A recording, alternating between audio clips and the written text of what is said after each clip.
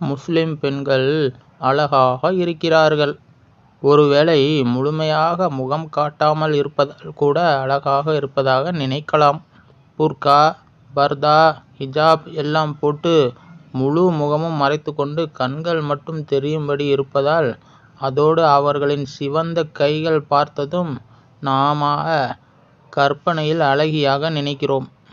தற்போது போல இல்லாமல் 10 வருடங்களுக்கு முன்பு நிறைய இஸ்லாமிய பெண்கள் புர்கா, ஹிஜாப் எல்லாம் போடாமல் வெளியே வருவார்கள். பெரும்பாலான முஸ்லிம் பெண்கள் நல்ல வெள்ளை நிறம், குண்டு கன்னம், முட்டை குழி, லிப்ஸ்டிக் போட்ட உதடுகள், மை தீட்டிய கண்கள், முகத்தில் அப்பிய ஜிகினாக்கள், தலையில் பூ, ஜிகினா புடவையோடு வருவார்கள்.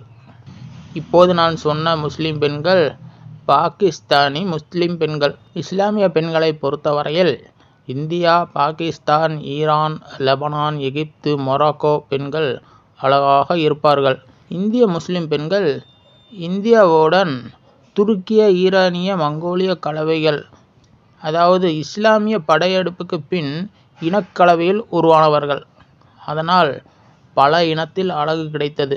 முஸ்லிம் ஆண்கள் கூட ஆப்கானிய மூக்கு, வெள்ளை நிறம், வெளிர்கண்களோடு நல்ல தோற்றத்தில் இருப்பார்கள்.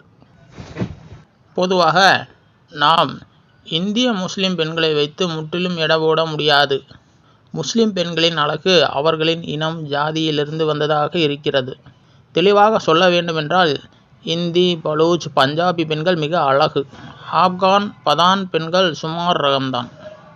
பாகிஸ்தான், சிந்தி, பஞ்சாபி, மரபு ஹிந்துக்களும் மிக அழகாக இருப்பார்கள்.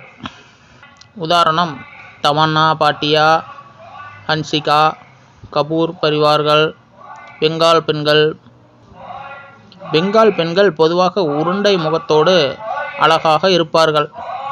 எந்த மதமாக இருந்தாலும் அரபு நாட்டு பெண்களை விட பாகிஸ்தான் பெண்கள் அழகு அறிவும் அதிகம்.